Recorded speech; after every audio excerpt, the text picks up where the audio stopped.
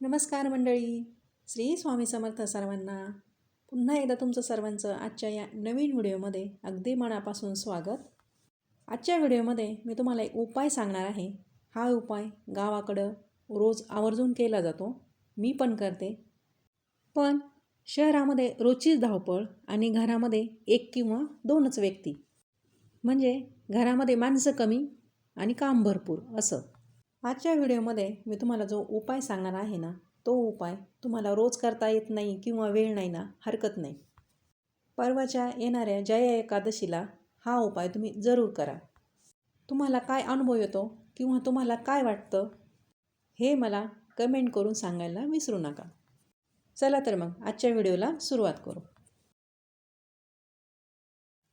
मंडळी, माघ महिन्यात शुक्ल पक्षात येणाऱ्या एकादशीला जया एकादशी म्हणून ओळखतात.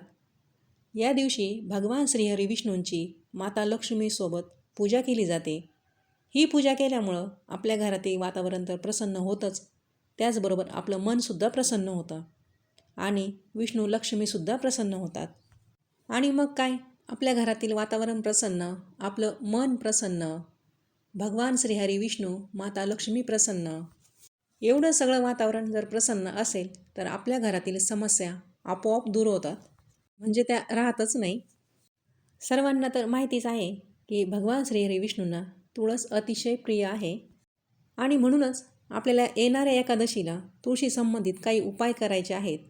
हे उपाय केल्यामुळं आपल्या समस्या तर सुटतीलच, पण त्याचबरोबर भगवान श्रीहरी विष्णूंची आणि माता लक्ष्मी देवीची आपल्यावर कृपादृष्टी राहते.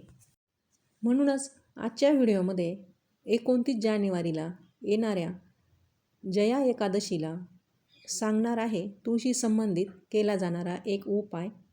हा उपाय अतिशय प्रभावी असा उपाय आहे. हा उपाय कधी करायचा, कसा करायचा ते आता आपण बघू. पण हां, इथं एक लक्षात घ्या, संपूर्ण माहितीसाठी व्हिडिओ पूर्ण बघा, तरच तुमच्या लक्षात येईल. तर बघा मंडळी, जानेवारी महिन्यात 29 तारखेला वार गुरुवार या दिवशी आलेली आहे जया एकादशी आणि याच दिवशी आलेली आहे भीष्म द्वादशी. भीष्म द्वादशीबद्दलची माहिती आपण पुढच्या व्हिडिओमध्ये बघू. आज फक्त एकादशीला कोणता उपाय करायचा ते बघू. तर बघा, ग्रंथांमध्ये, शास्त्रांमध्ये केलेल्या वर्णनानुसार तुळस ही भगवान श्रीहरी विष्णूंना अत्यंत प्रिय, बरोबर. तुळशीशिवाय भगवान श्रीहरी विष्णूंची पूजा कधीच पूर्ण होत नाही, हे तर तुम्हाला माहिती असेलच. म्हणूनच येणाऱ्या जया एकादशीला आपल्याला तुळशीचा एक उपाय करायचा आहे. त्यासाठी एकादशीच्या दिवशी सकाळी लवकर उठायचं आहे. घर अंगण झाडून स्वच्छ करा. स्वतः शुचिर्भूत होऊन स्वच्छ वस्त्र परिधान करा. अंगणामध्ये साध्या पाण्याचा सडा किंवा थोडीशी हळद टाकून त्या पाण्याचा सडा, किंवा जर शेण मिळालं तर शेणाचा सडा टाकून सुंदर छोटीशी का होईना रांगोळी काढा. आपल्या दारासमोरील अंगणातील तुळशी वृंदावन स्वच्छ करून तिथंसुद्धा छोटीशी का होईना रांगोळी काढा. आपल्या घराचा मुख्य दरवाजा स्वच्छ करा. जमल्यास हळदीचं लेपन करा. घरातील फरशी पुसताना त्या पाण्यामध्ये थोडंसं खडे मीठ टाका आणि मग त्या पाण्याने आपलं संपूर्ण घर स्वच्छ करा. आता आपली रोजची देवपूजा झाल्यानंतर प्रत्येकाच्या देवघरामध्ये बाळकृष्णाची मूर्ती असतेच. त्या मूर्तीवर अभिषेक करा.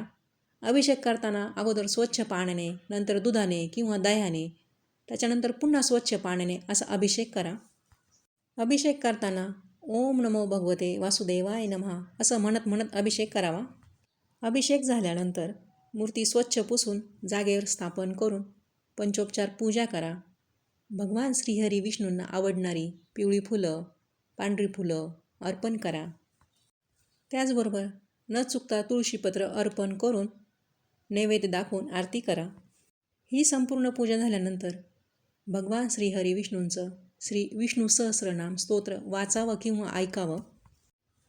बघा, प्रत्येकालाच वाटत असतं की आपल्या घरामध्ये लक्ष्मी सदैव नांदावी. आता घरात लक्ष्मीचं वास्तव्य असणं म्हणजे भरपूर पैसा अडका असा होत नाही, तर तुमचं आरोग्य उत्तम असणं म्हणजेच लक्ष्मी. घरामध्ये उत्तम आरोग्य असणं हे सुद्धा अष्टलक्ष्मीपैकीच एक लक्ष्मीचं स्वरूप आहे, हे लक्षात घ्या.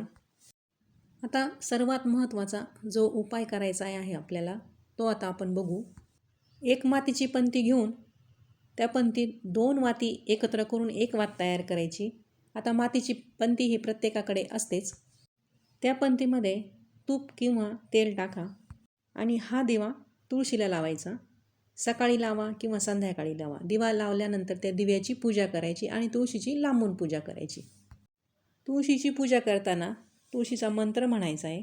तो मंत्र सांगते. ओम तुळशीस विद्महे श्री विष्णुप्रियाय धीमहि तन्नो अमृता प्रचोदयात.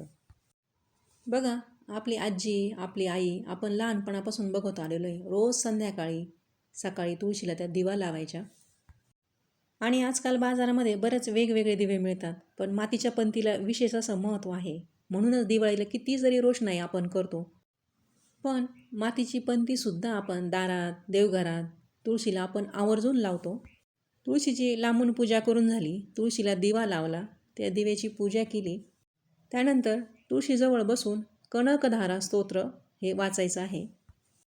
हे कनकधारा स्तोत्र अतिशय प्रभावी स्तोत्र असून लक्ष्मी देवीचं प्रिय असं स्तोत्र आहे. तर असा हा छोटासा पण अतिशय असा प्रभावी उपाय आहे. हा उपाय जरूर करा. आलेला अनुभव शेअर करा. तुमच्या मनात प्रसन्नता येईल आणि घरातसुद्धा लक्ष्मी येईल. तर चला, आजचा व्हिडिओ इथेच थांबवते. भेटूया पुढच्या व्हिडिओमध्ये. तोपर्यंत सर्वांना श्री स्वामी समर्थ. माझा संपूर्ण व्हिडिओ पाहिल्याबद्दल धन्यवाद.